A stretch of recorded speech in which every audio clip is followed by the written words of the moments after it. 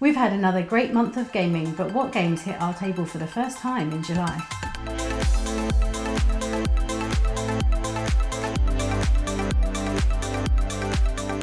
Hi, we're BoxedMeeples. You can find us right here on YouTube, on Instagram and on Twitter.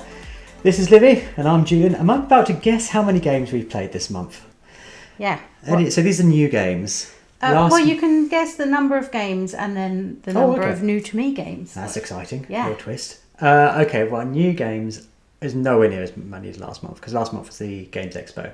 So it's going to be less than that. I'm going to say 12 new games. Ooh. And I think we've probably played once a day on average, so 30. You know, you're close on the games. We've played 32 different games this month. New to me is higher than you thought, 18. Ooh. Not bad going. That's pretty impressive. Yeah. I didn't realise we owned 18 new games, but okay. Well, we don't own them all. Oh. I know. That explains it. It does. Right. So where do we start? Well, I'm just going to work my way around Start down with the a good list. Yeah. Start with one that we did buy this month on a little board gaming day out. Century Golem edition. Yep. Golem. Yeah. I've played Century for years. It was actually one of the first games I would play, grown-up games, less party games at the games cafe I used to go to. So it's quite rightly called a kind of entry gateway game.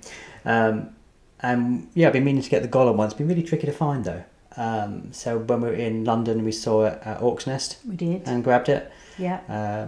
And yeah, like is often the case for any local game stores. I think the default is let's buy it online, but that was much cheaper than we could find it anywhere online. Well, it just wasn't available at the moment online, so it was really handy to go in there and be able to just pick up a copy, have it that same day. Yeah. Yay. And it's weirdly, it's one that it sort of ended up passing me by. I sort of skipped past the Centuries. But we've played it a few times on BGA and quite liked it. And I think more recently they've had this Golem edition available to play as well. The art size is much more my kind of thing.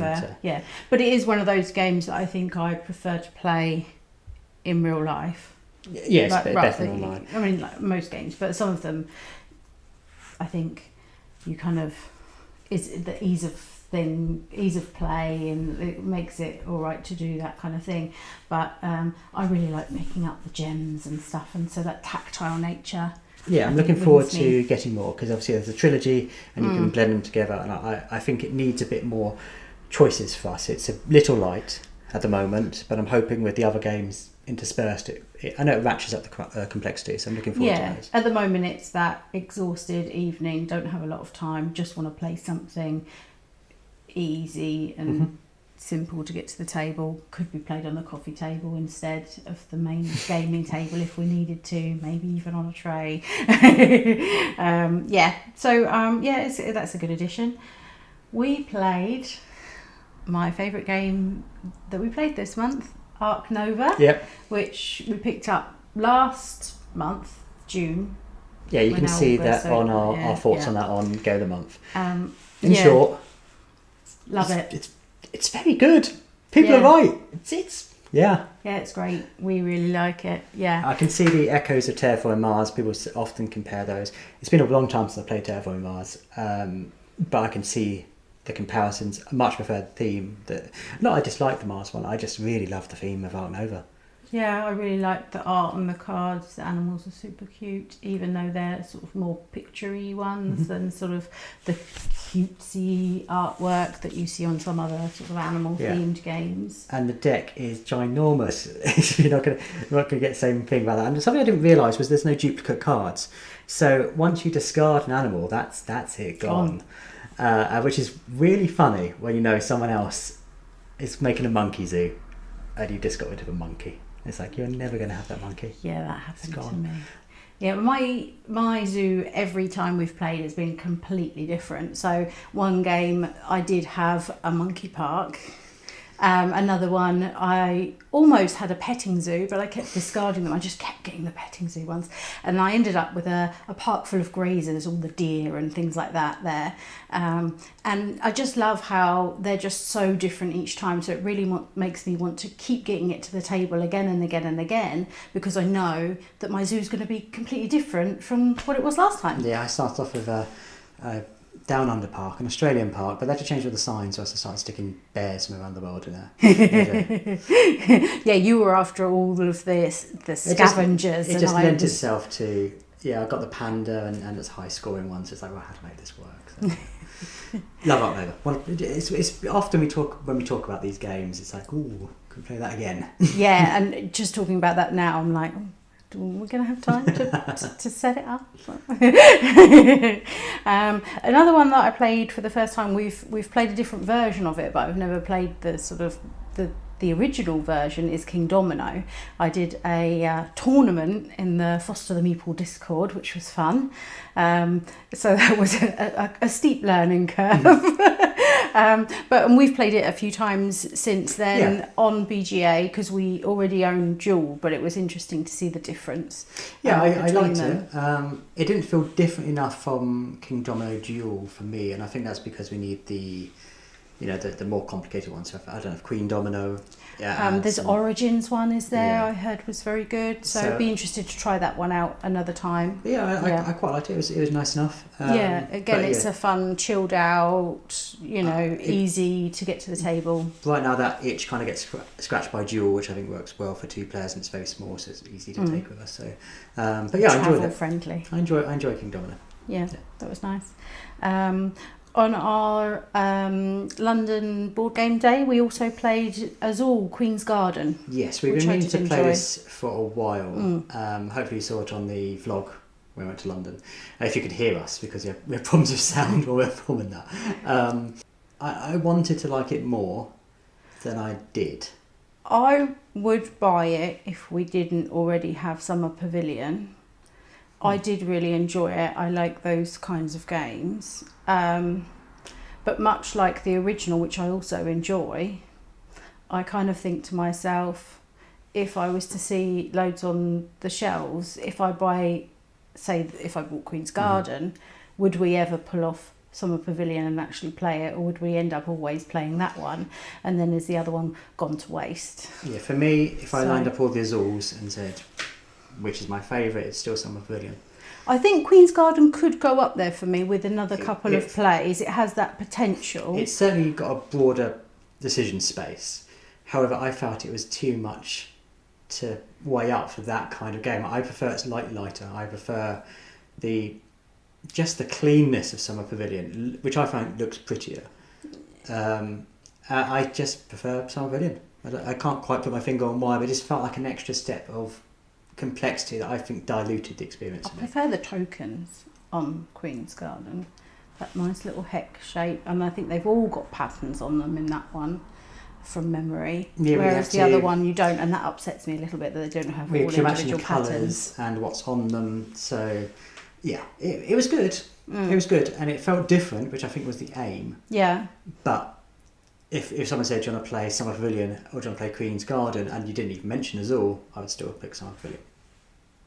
I prefer it as a game. Interesting. I mean, right now I'd probably choose to play Queen's Garden because I haven't played it as much, and if someone asked to play it, 100% I'm in.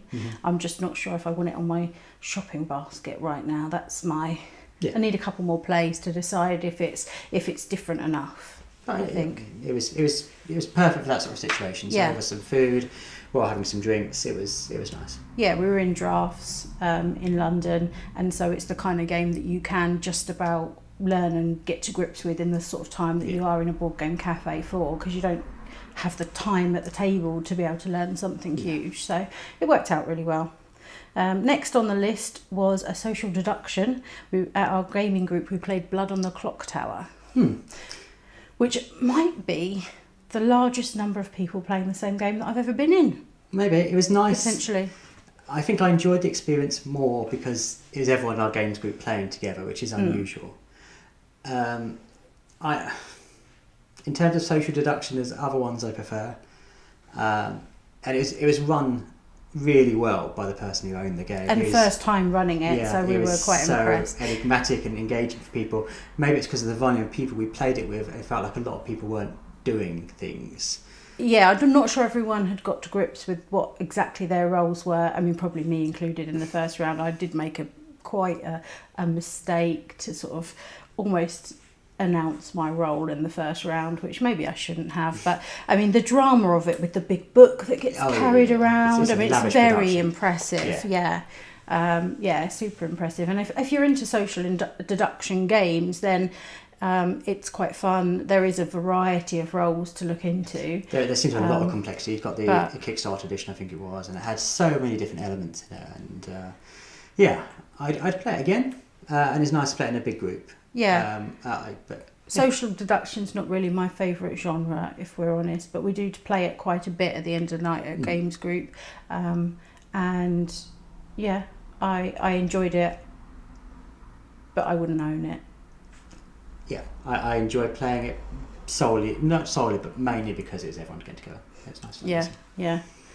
One that I played, but you didn't, which is on a list of things that we're supposed to play together and scratch off of a little poster, is Brass Birmingham, which we've sort of half played online. We played the original ago. Brass. Was that just Brass, right? And on an app, and it was during the lockdown days, so we were playing it kind of remotely, and then the app crashed halfway through, and it's like, go back to Tokaido, shall we? And I was looking over, and it looks great. I've heard a lot of good things about Brass Birmingham.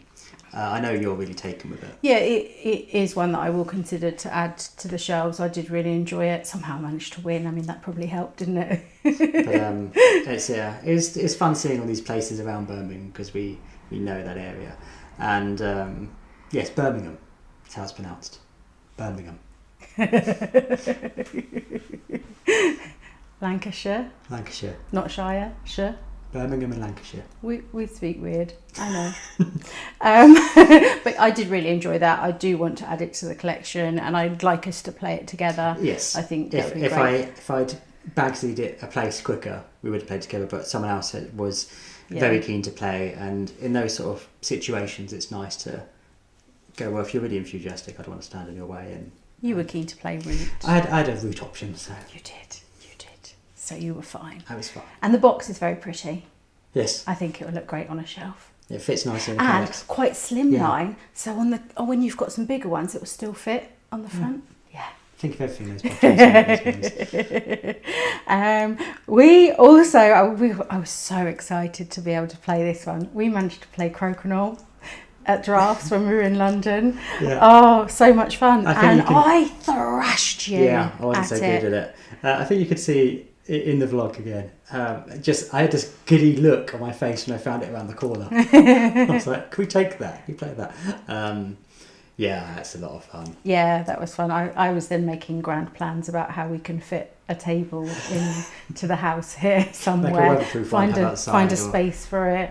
Flip a top over or something, and there it is. I don't know. It's fun. I was terrible at it. I kept on flicking too hard. They'd ping off around there, and then we had to get everyone in the board game cafe looking at other tables trying to find things. On their hands and knees. It was really good. It's fun. Dinner in Paris. Yes. Yeah, I can't believe that was new to. Well, it wasn't new to me. It was new to you. Yes, because you played it at the Games Expo in June, but that was the day that I was working, so it was new to me. In July, but it's now on the shelf. Yeah, if you want to find, so I was given it, and with the expansion, if you are used to playing those sort of games, tile placement games, just play with the expansion. It adds a lot of, particularly with multiple players, because it allows you to have more control over the board.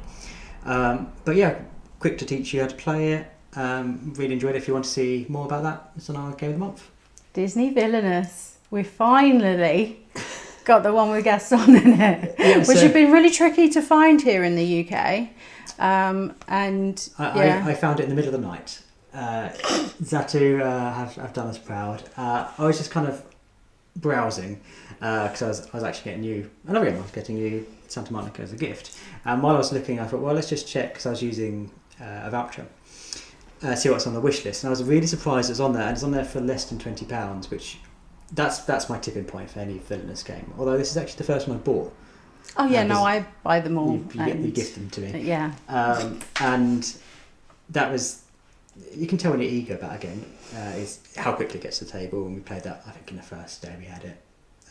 Yeah, I mean, we know the system so well, so it's so easy to just open up the box, pick a character and run with it. So, yeah. I described it as putting back on a nice familiar jumper. I think you went with old slippers, if we're honest, but sure. But it was familiar yet different, because you've got new characters in. Gaston was fun to play with, and that was the standout character in there for me. Yeah. Yeah, and every time I play it, it's like, we need to play this more. I do enjoy the Villainous games. Yeah, I played the Cinderella one, and was from the get-go, I was a bit like, I don't know if this is going to go well. And I did that sort of hunting for the card, this last one in the pack kind of thing. And Gaston is all about fating the opponent. There's so many options to fate, so by the time you'd started your engine going, you were just wading through covered. Yeah. And by that point, it's like, well, unless something terrible happens, I could just drip feed the points here and win. So, yeah. Another one I want to play again. Talking about it. Yeah, I'll play Gaston next time. Yeah. Next up was also the London day. We played Kodama Duo, which was quite sweet. We had a little bit of time left.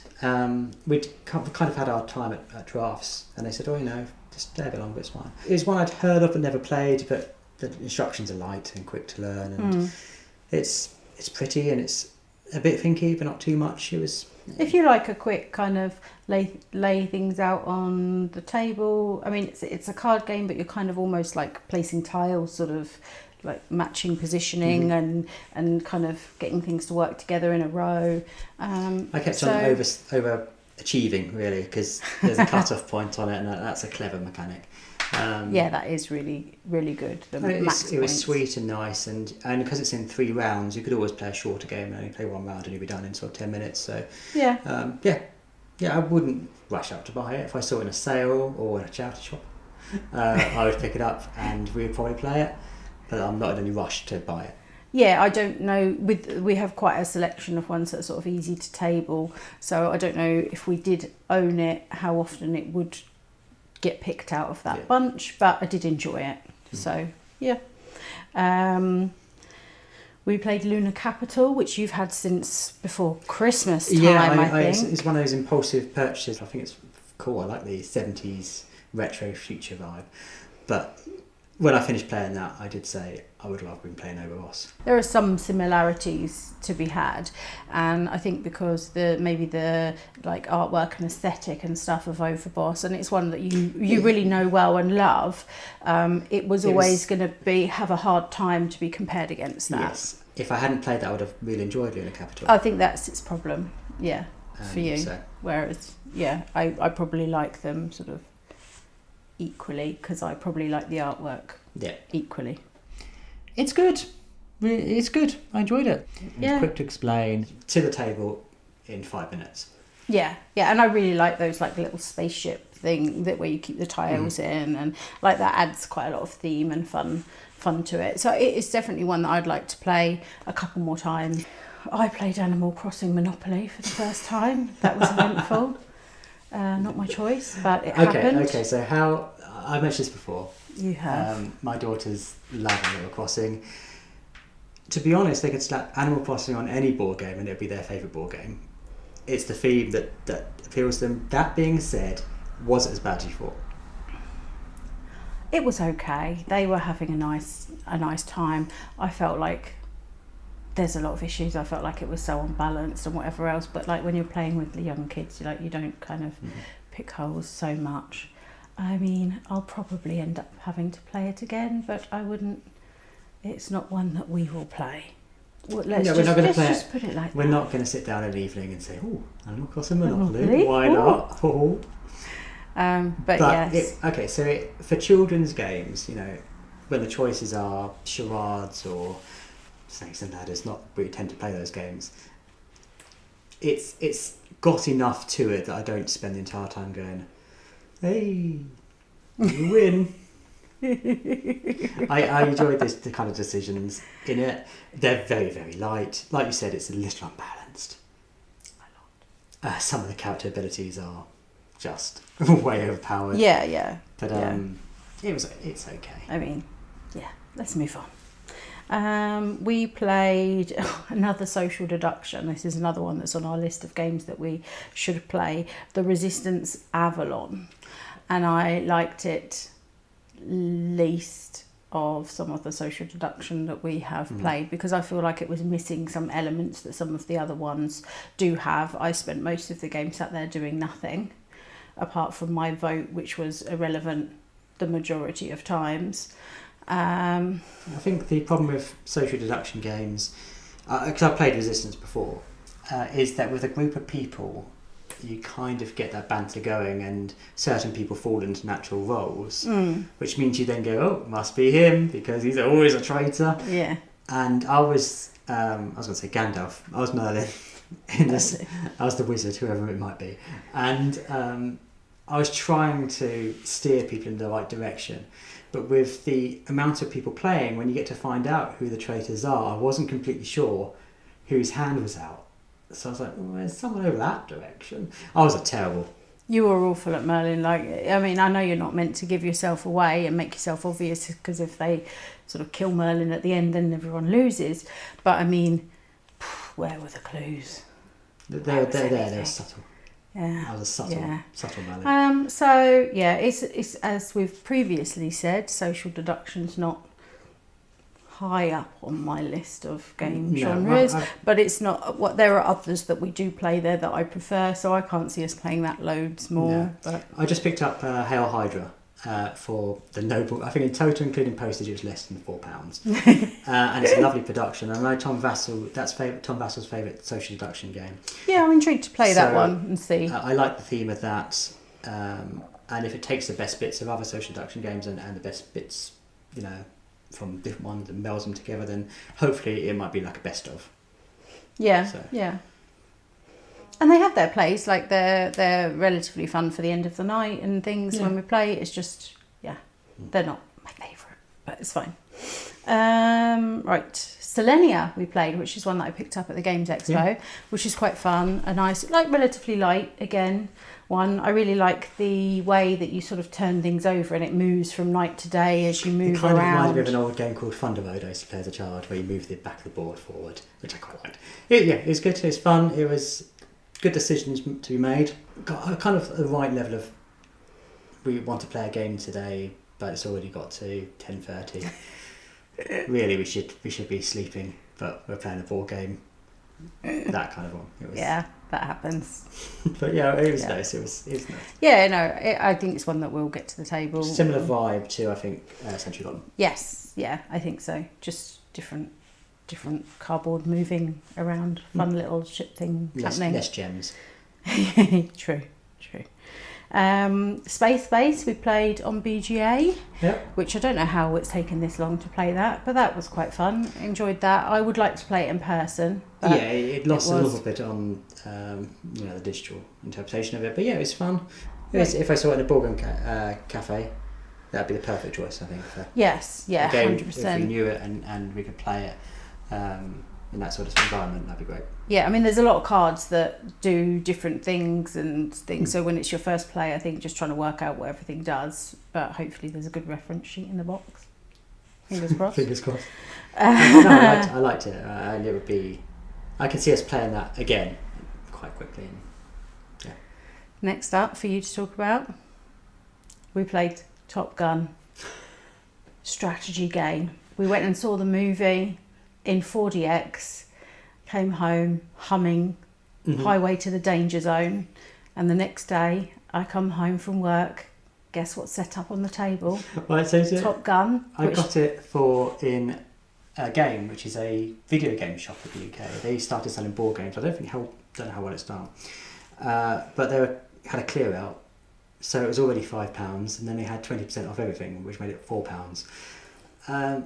I kind of got it as a joke because you really loved the film growing up, and we had just we've seen it at cinema. It's not awful. The volleyball half of it is awful. And just a waste of time. And Yeah, we just played it once and then never played it again. I mean, the idea that there's a whiff card just makes me feel a bit vommy. Like, whiff? Are you on? Like, yeah, it was. No one needs to know about body odour during sport. Like, there's deodorant. We don't need a whiff card. But yeah, the volleyball stuff doesn't really work. No, but the ship hunting was a fun puzzle, Yes. and it's much like some of those other kind of guess what move you're going to do and try to sort of counteract and then get surprised that they do something completely off ball, or you don't have the cards to do the thing that you want. So that's an interesting puzzle. We did it so the winner of the previous round, rather than the volleyball, gets 3 cards, the other person gets 2, and they can choose between the cards and the tokens to move and play around. It was quite close when we played it. I would like to play it again. It's not going to go in the bin. I want to play it again just because there's a move in it called flicking the bird or giving the bird. I don't know how they phrased it, but basically you can put your ship underneath the other players above it, and then invert it, much like they do in the original film. And I love the fact that you win instantly. Just instant win if you give them the bird. It would be complete by chance because of the variables you need to get. You have to flying higher, you have to land exactly over them, and then you need to head in the same direction. So clearly the chances are slim. But if that happens, you deserve the win. Yeah, I mean, as soon as I've achieved that, we'll probably never play it again. You can never tire. No, and you know, how often is it going to get pulled to the table? As often as I can get away with pulling it to the table. Okay. I'm just to sneak it in every time you come home from work. Oh look, what's up? I'll brace myself. If you've watched this channel a lot, you know I buy a lot of random cheap games because I'm like a weird bargain magpie. And for £4, it's not the worst bargain game I've bought. It's not the worst game you've brought home by a country mile. But I mean, if it was just the volleyball bit, it might be in contention for that. But the other part of it, was a fun puzzle. People bring stray dogs home. I bring cheap, questionably bad games. It's quite fluorescent. It's pinks. Very neon. The planes are fun, the way they move levels and stuff. I liked that. But I mean, one of them's very pink. Yeah, I had the pink one because you refused. It was too pink. It was just a bit too pink, yeah. But that means there's Maverick, so... But it turns out there's another game that you've played that I didn't. You got it for your birthday. Oh, yes. Okay, that's a game that's worse than Animal Crossing Monopoly. Pac Man. Pac Man, the board game. I mean, it makes fun noises, is all I heard. That's the best bit of it. The fact that the Pac Man makes the waka noise. I played it with the girls, and I wanted to like it. It was a present for my birthday. I wanted to like it, and I think that meant I gave it more credit than perhaps it deserves. They had a great time. They really did. But the problem was, Pac-Man rolls 3 dice, which means you can potentially move 18 spaces. The ghosts can move at most like 9. You can always outrun them. Unless you play an incredible game of Pac-Man chess and work in a tactician way, but you're each playing a ghost, so the chances of you doing that are very slim. And especially when you're younger, and so you're not necessarily cluing in to being able to get those tactics together. But they were quickly, how do we get Daddy as quickly as possible? And it's like, well, I can just outrun them. Obviously, they did win some games. Oh no, you've caught me. Oh, I've walked into you. It's so bad. Oh. Yeah, they wouldn't get that if I was playing. It takes a long time to set up and you're pocketing the little pegs up. It would be so much better on like BGA, to play it digitally. I just think Pac-Man would be better digitally. Hang on. Yeah. That's the thing. It really is. They should just be left well alone. Certain things should not be board games. And Pac-Man, the board game. Yes, yeah. It's one of those. Okay, I won't bother playing it. It was a low point of the month. That being said, they had a great time. Children had a great time. They did enjoy it a lot. If it was Animal Crossing, Pac-Man. If it was Animal Crossing, eating bells as they travel round the village. I don't know anything about Animal Crossing, can you tell? They would love it. But anyway. They did enjoy it. I can imagine getting off the shelf again to play. Anyway, lastly on the list, it is, I'm not quite sure on the pronunciation, Zia. Legends of Adrift.